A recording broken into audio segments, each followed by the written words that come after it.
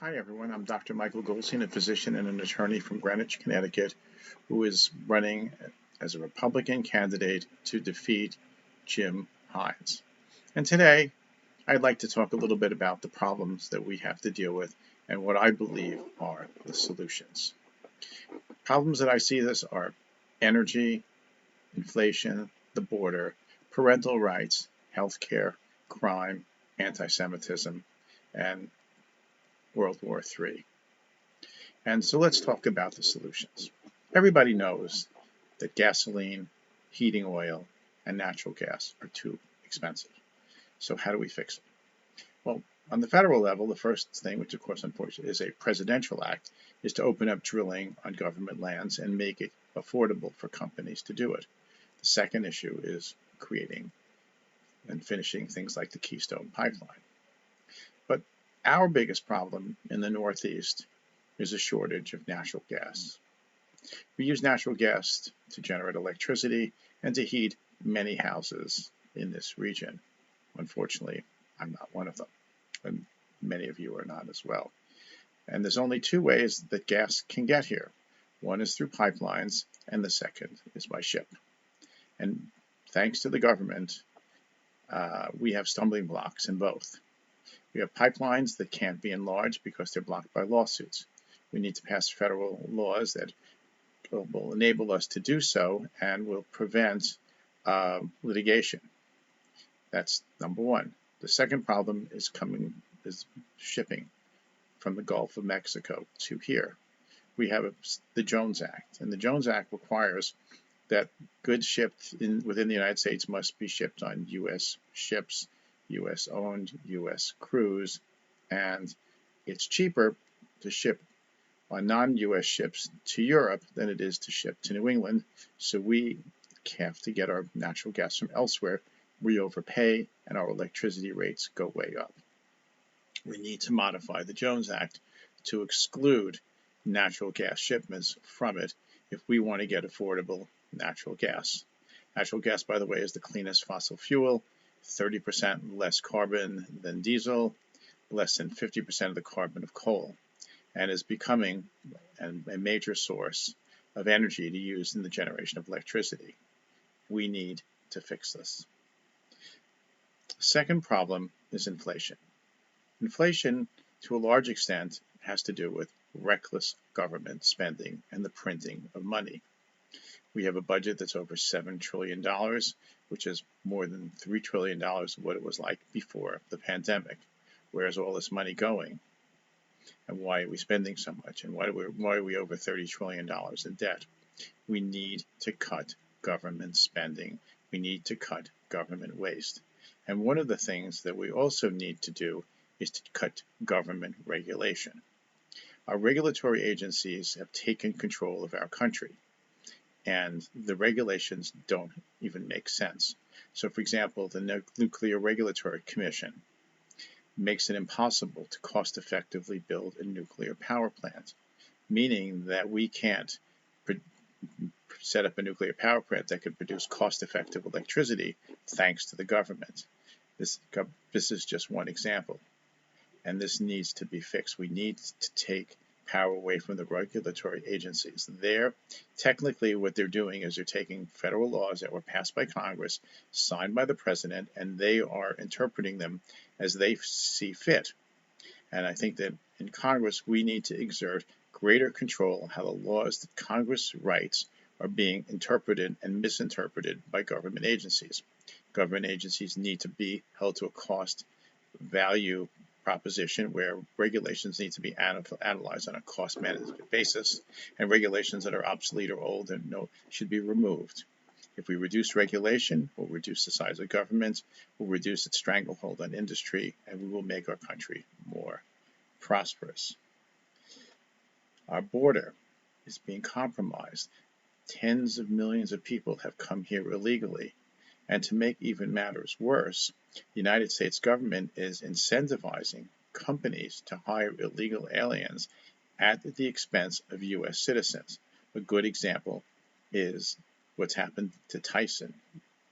Tyson fired workers in one state, is hiring illegals to work for them in other states. They already have 42,000 illegal immigrant workers. They're looking to hire another 42,000, while Americans are being fired from their jobs. And they're getting benefits from the government. The government should not subsidize with taxpayer dollars taking away jobs from U.S. taxpayers. That absolutely makes no sense. Plus, we incentivize people to come here by giving people freebies, free food, free housing, free health care, spending money, free education for their children. Why wouldn't people come?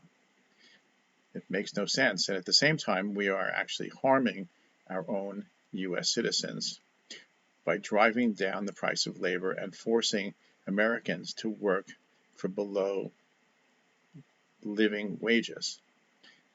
This is harmful to our middle class and our working class. We need to protect the working class and middle class of a society. This is what stabilizes our economy.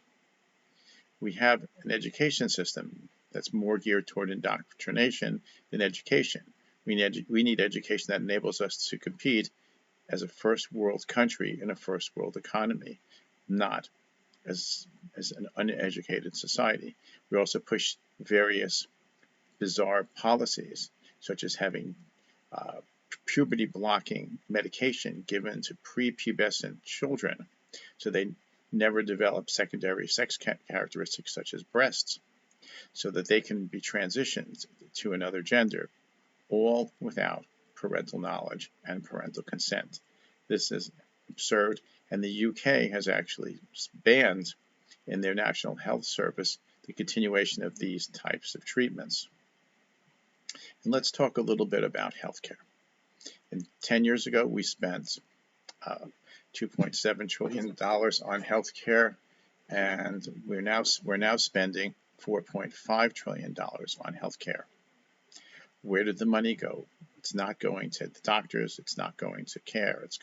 A lot of it's going to creating a bureaucracy where we probably spend over $1 trillion on the regulatory process. Everyone that goes to a doctor's office knows the doctor is spending more time on the computer complying with government regulations than they are spending on taking care of patients. This is not a way to provide cost-effective health care. We're also putting private practitioners out of business who are cost-effective and accountable. Another mistake. We need to fix this. We need to deregulate healthcare. We need to make it more affordable. We need to change the way drugs are priced and the way drugs get approved so that drugs prices can be substantially lower. We have crime, and where criminal behavior is rewarded, from illegal entry to the country to shoplifting to committing violent crimes. Criminals don't get punished. The police who arrest criminals, who shoot criminals and stuff, as part of become the criminals. A good example was a case of Officer North in Connecticut, a state trooper, who shot a violent criminal who was holding a knife and threatening fellow police officers. He went through a 4-year ordeal, was suspended, fortunately with pay, was accused of manslaughter, and after 4 years he was acquitted at trial. But the point is, it sends a chilling message to other law enforcement officers. Don't do your job. Let the criminals go. We can't live in a lawless society, and that needs to stop. We also have a rising anti-Semitism, sponsored by the radical left and tacitly approved by the progressive Democratic wing of the Democratic Party. And anti-Semitism and hate only starts with the Jews and goes to everybody else. Biden has already demonized every MAGA Republican. A country that spews hate is a divided, weakened, failing country. We need to prosecute hate criminals. We need to stop hate, and we need to become a unified country once again. But the most scary thing to me is that in so many ways we are reliving the 1930s. The 1930s was a time before World War II where countries like Nazi Germany were rapidly militarizing and sending a message that they were looking to start a war. And ultimately, that war led to World War II, where over 60 million people died. We have the same thing going on now. China is acting like the new Nazi Germany, rapidly militarized, oppressive dictatorship, slave labor, looking for world conquest. They are aligning themselves with Russia, Iran, North Korea, among others. And we need to be prepared to fight them. Biden has decreased the military budget, adjusted inflation. We need to increase the military budget. We need to foster our alliances. In Europe, we have NATO to help us with Russia. In Asia, we need to build and strengthen our alliances with Japan, South Korea, the Philippines, Australia, and Taiwan to better send a message to China that we are not alone in fighting them and they will not succeed. Sadly, in the Middle East, we only have one ally, and that's Israel. And Biden's policies are anti-Israel, condemning Israel, threatening to withhold military equipment, saying it's okay for them to not eradicate the terrorists that murdered in a barbaric way innocent men, women, and children in Israel, and with which 75% of the Palestinians in Gaza support that type of activity. These terrorists need to be stopped in the Middle East, and the message needs to go out so that terrorists don't come to our shores. We face all these problems, and we have the wrong leadership in Washington, both at the level of the president and at the level of Congress.